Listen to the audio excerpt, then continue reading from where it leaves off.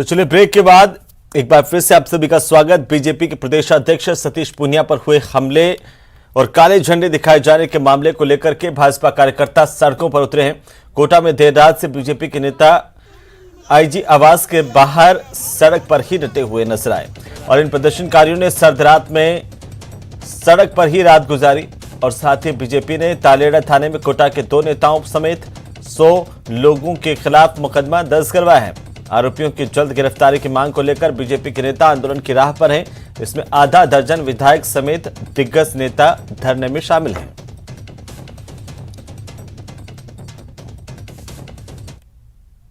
जिस तरीके की हरकत माननीय प्रदेश अध्यक्ष जी के साथ हुई, भारतीय जनता पार्टी का कार्यकर्ता इस घटना के बाद चुप बैठने वाला नहीं है। हम आईजी साहब को चेतावनी देकर आए हैं और उनके निवास के सामने बैठे हुए हैं। हमारी मांग है कि 307 में उन गुंडों के खिलाफ मुकदमा दर्ज हो जिन्होंने हमारे प्रदेश अध्यक्ष जी के ऊपर पथराव किया, जानलेवा हमला किया। प्रशासन को सुनना पड़ेगा, ये लोकतंत्र मजाक नहीं है।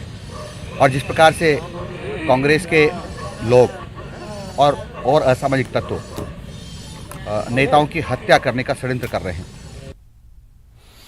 तो ये करीब 35 दिनों बाद प्रदेश की अदालतों में वकील फिजिकल पैरवी कर पाएंगे। राजस्थान हाईकोर्ट ने 9 फरवरी से प्रदेश की अदालतों में हाइब्रिड फॉर्मूले से सुनवाई के निर्देश जारी किए हैं।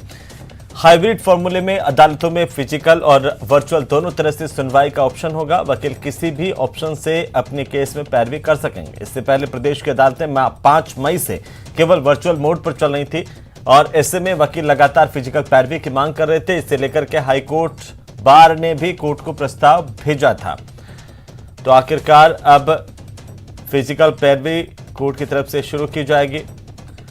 इसे लेकर के गाइडलाइन जारी की गई है। 9 फरवरी से फिजिकल पैरवी शुरू होगी। फिजिकल पैरवी के लिए वैक्सीनेशन जरूरी होगा। हाईकोर्ट व अधीनस्थ न्यायालयों में अभी तक वीसी के माध्यम से सुनवाई हो रही थी। अधिवक्ता काफी परेशान थे क्योंकि कनेक्टिविटी की प्रॉब्लम आती थी। कई बार नंबर आ जाता था लेकिन नेटवर्क प्रॉब्लम के कारण सुनवाई नहीं हो पाती थी, जिसकी वजह से राजस्थान हाईकोर्ट बार एसोसिएशन ने जयपुर ने व अधिवक्ताओं ने इस समस्या से मुख्य न्यायाधीश को अवगत कराया और इसके बाद आज 9 फरवरी से व्यक्तिगत व वीसी दोनों माध्यम के से सुनवाई के अवसर दिए जाएंगे और अब अधिवक्ता अपने केसों की सुनवाई के लिए न्यायालय में जाकर व्यक्तिगत तौर से पैरवी कर सकेंगे। ये शादी कुछ खास है। यहां पर दूल्हा अपनी दुल्हनिया को लेने के लिए हेलीकॉप्टर से आया, वो भी किसी ख्वाहिश पर। बाड़मेर में इस शादी की चर्चा जोरों पर है। आखिरकार किसकी ख्वाहिश पूरी करने के लिए दुल्हे ने दुल्हन के साथ ये उड़ान भरी, एक ख्वाहिश ऐसी भी। इसमें देखिए खास रिपोर्ट। दुल्हनिया को लाने हेलीकॉप्टर से आया दुल्हा। बहनों की ख्वाहिश भाई ने की पूरी।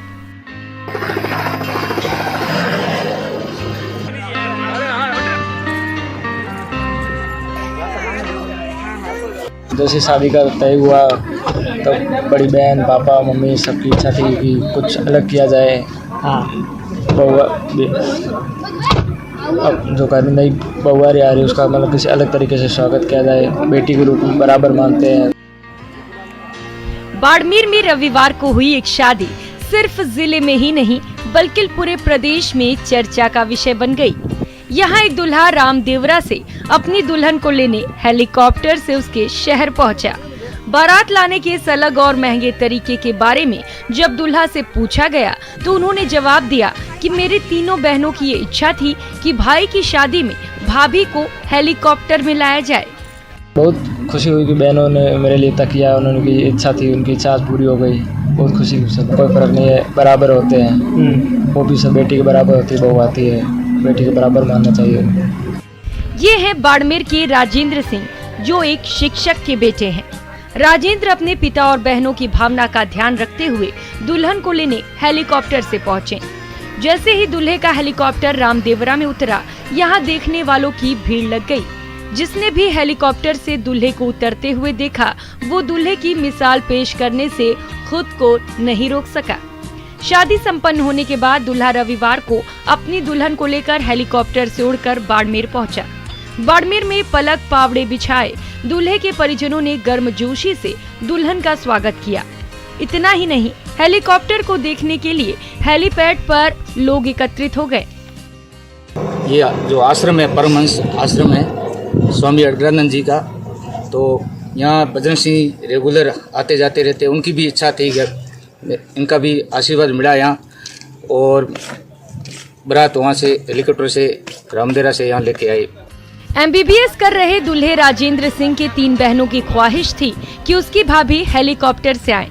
इसी ख्वाहिश को पूरा करने के लिए पूरे परिवार ने सहमति जताते हुए दुल्हन को हेलीकॉप्टर में लाने की कामना पूरी की है। बदलते बाड़मेर में ऐसा नहीं है कि दुल्हन पहली बार हेलीकॉप्टर से आई हो, लेकिन पिछले 6 माह में ये दूसरा मौका है जब दुल्हन अपने ससुराल हेलीकॉप्टर से आई है। Premdan Detha, news 18 network, Barmer.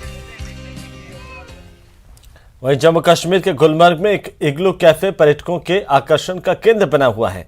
यह गुलमर्ग के प्रसिद्ध स्की रिजोर्ट में है, जिसे दुनिया का सबसे बड़ा इग्लू बताया जा रहा है। इसकी ऊंचाई जहां 37.5 फीट बताई गई है, वहीं इसका व्यास 44.5 फीट है। इसके निर्माता सैयद वसीम शाह का यह दावा है कि यह दुनिया का अपनी तरह का सबसे बड़ा इग्लू कैफे है। शाह ने बताया कि उन्होंने कुछ साल पहले स्विट्जरलैंड में इस अवधारणा को देखा था, जहां उनके पास ऐसे होटल हैं जहां सोने की भी सुविधा है। मुझे लगा कि गुलमर्ग में बहुत बर्फ है और क्यों ना इस अवधारणा को यहां पर शुरू किया जाए। शाह के मुताबिक उन्होंने पिछले साल भी इस इग्लू कैफे को बनाया था और दावा किया था कि यह एशिया का सबसे बड़ा इग्लू कैफे है।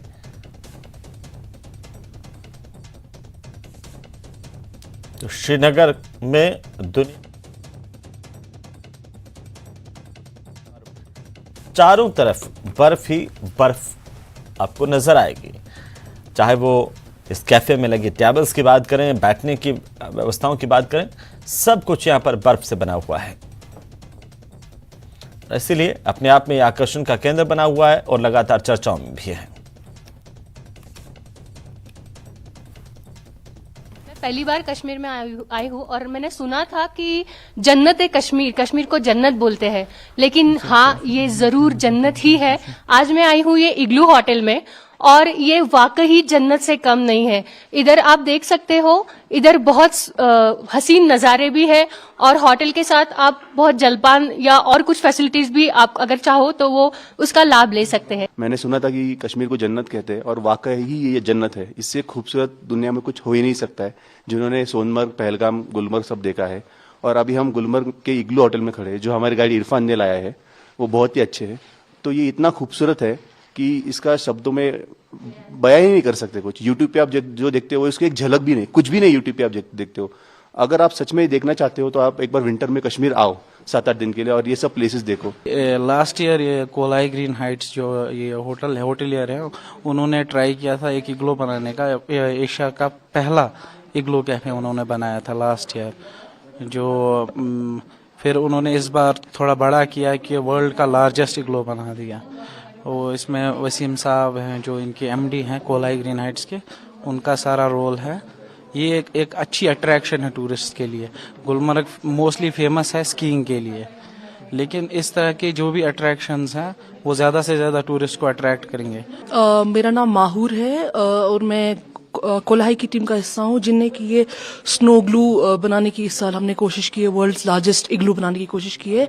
तो we welcome you all to सी स्नो ग्लू के हमारे अपने वादी कश्मीर में हम लोगों ने कोशिश की है कि हम ऐसा मुजस्समा बजाएं नक्काशी का, कारीगरी का, कि जो हम भी प्राउडली बोल सके कि हाँ हमने भी अपने नेचुरल रिसोर्सेज का यूज किया है और एक आर्किटेक्चुरल मार्वल बनाया है। जीवन में